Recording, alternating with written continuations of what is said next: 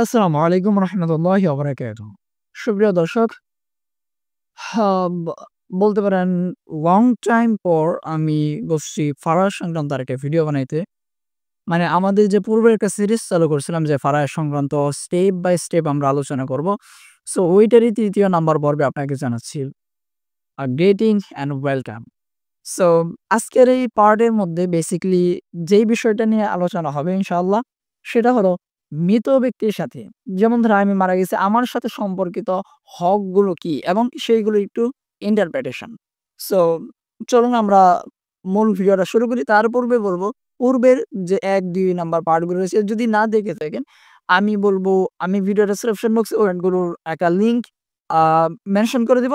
মানে একদম শেষের দিকে গেলে আপনি ওইটাকে দেখতে পাবেন। সো আমি বলব ওইগুলিকে একটু দেখে নিবেন যারা YouTube থেকে দেখছেন। সো আর মাহফিলের মধ্যে বা Facebook এর মধ্যে সেরকম কোনো অপশন নাই।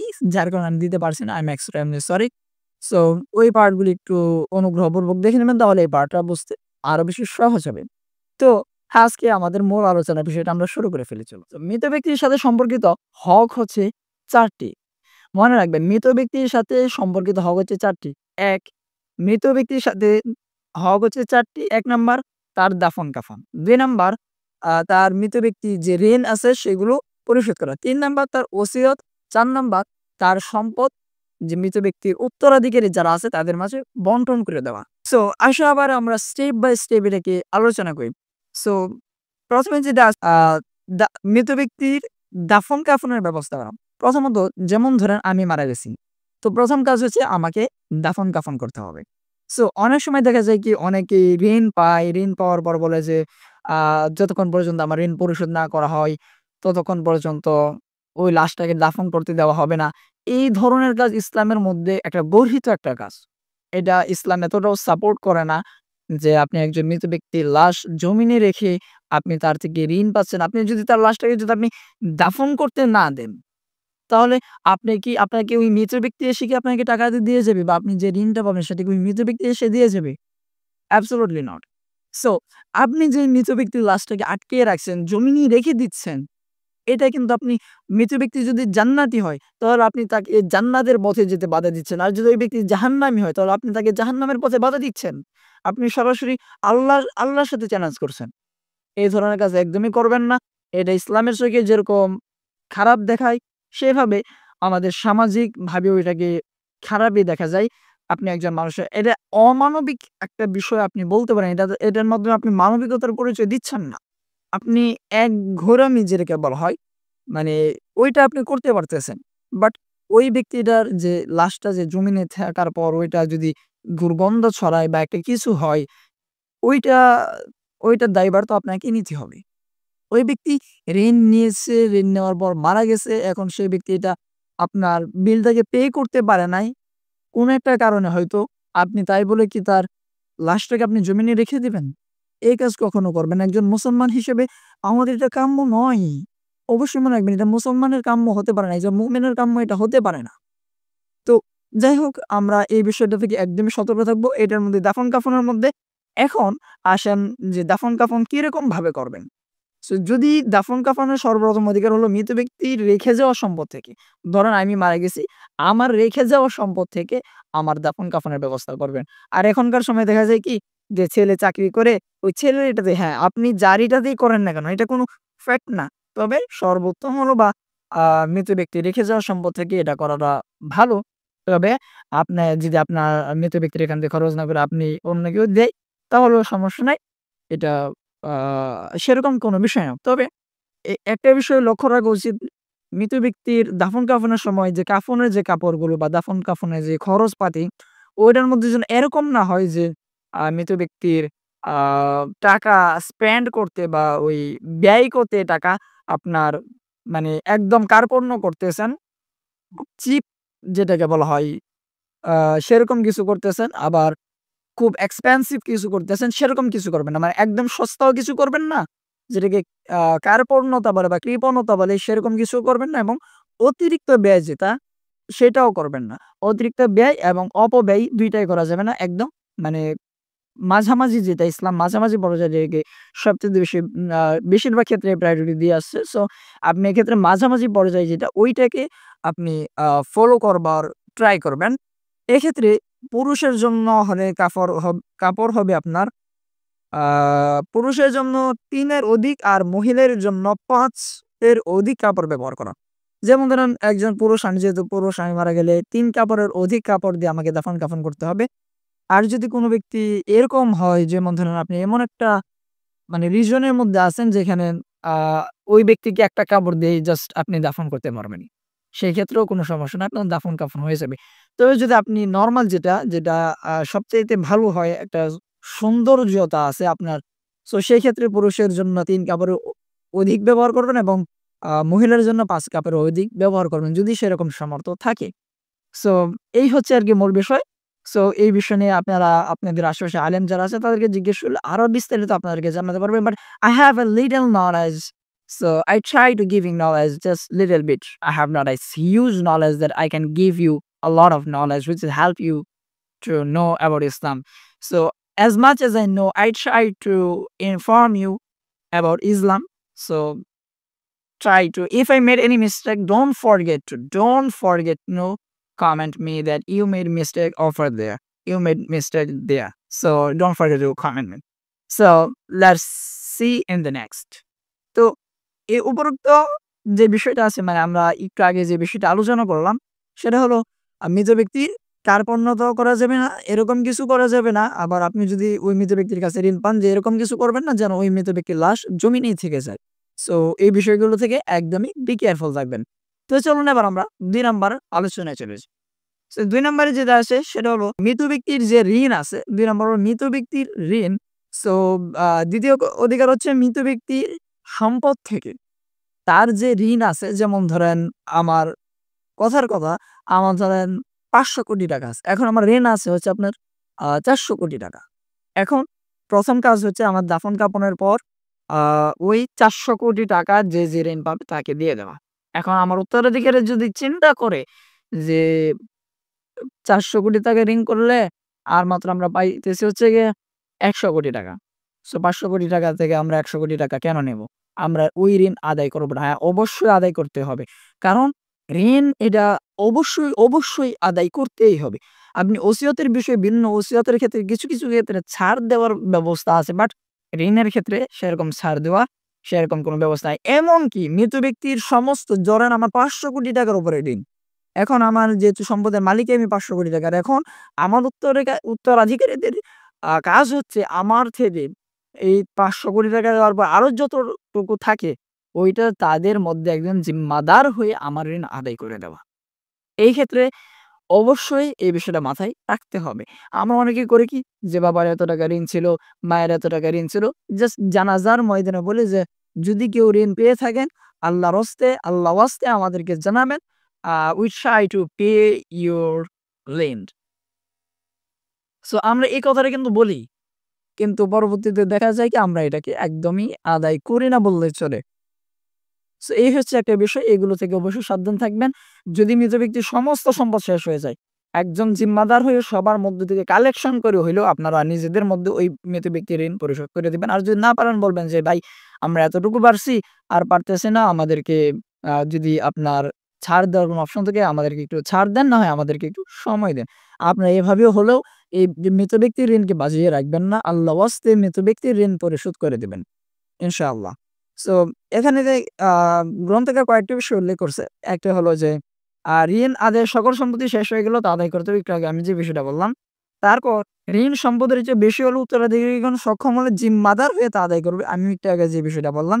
ওসিয়ত পূরণের পর, ওসিয়ত পূরণের পূর্বে ঋণ আদায় করতে হবে। কারণ ওসিয়ত হচ্ছে এটা বান্দা একটা বিষয়ে মনস্থির করছে যে আমি ওই বিষয়টার জন্য আমি এত টাকা দান করব।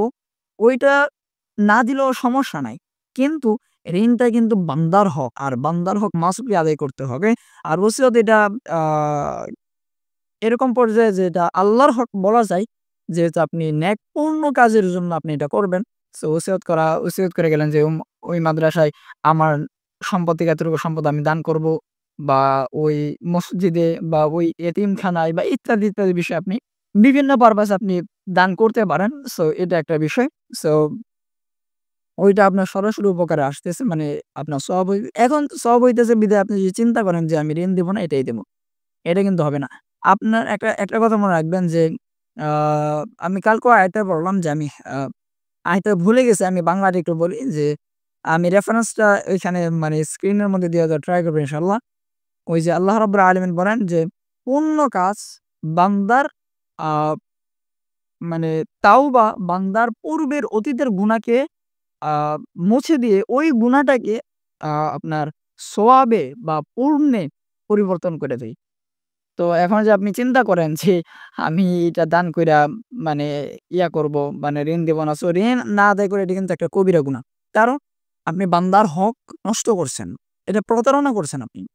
সো অবশ্যই এগুলো থেকে আ বিরত থাকার চেষ্টা করবেন এবং গ্রন্থকার ৪ নম্বরে যে বিষয়টা উল্লেখ করেছেন, ঋণ পরিশোধ সম্পর্কিত আল্লাহ রাব্বুল আলামিনের একটা আয়াত দিয়েছেন এবং কয়েকজন ইমামের মতামত প্রদান করেছেন।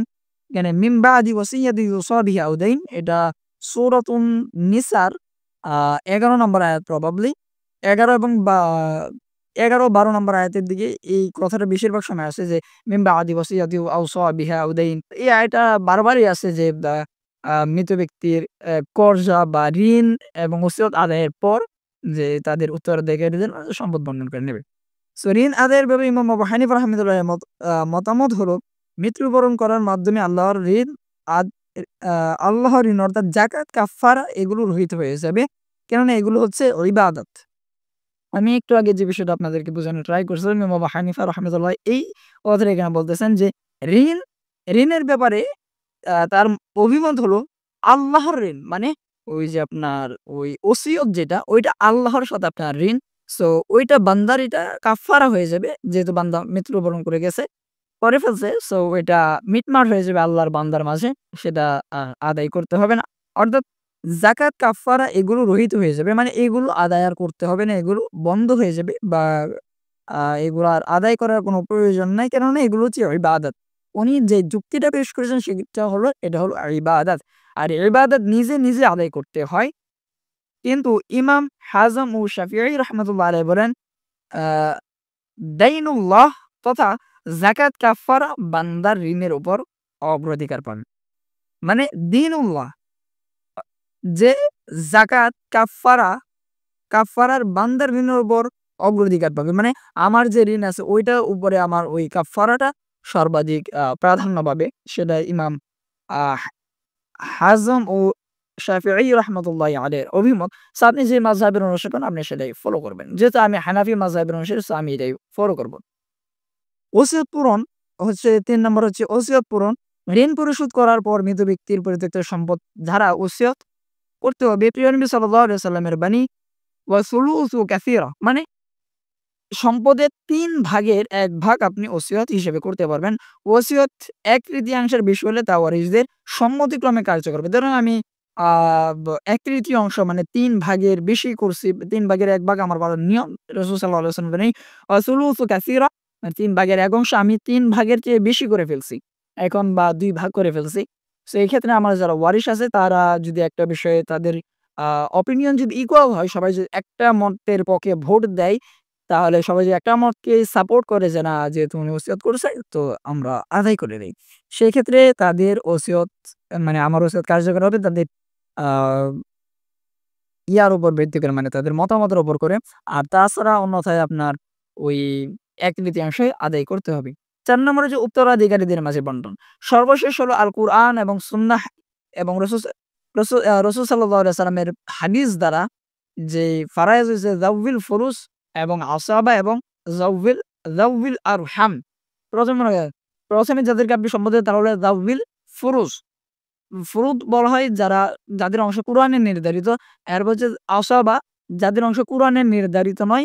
তবে তারা মৃত ব্যক্তির অবর্তনে আ সমস্ত সম্পদের মালিক হয়ে যায়। মানে মৃত ব্যক্তি মানে যাবিল ফুরুজদের অবর্তমানে তারা সমস্ত সম্পদের মালিক হয়ে যাবে এবং তারা আসাবা হিসেবে অবশিষ্ট মানে আসাবা শব্দের বাংলা হচ্ছে অবশিষ্ট অংশের ভোগী।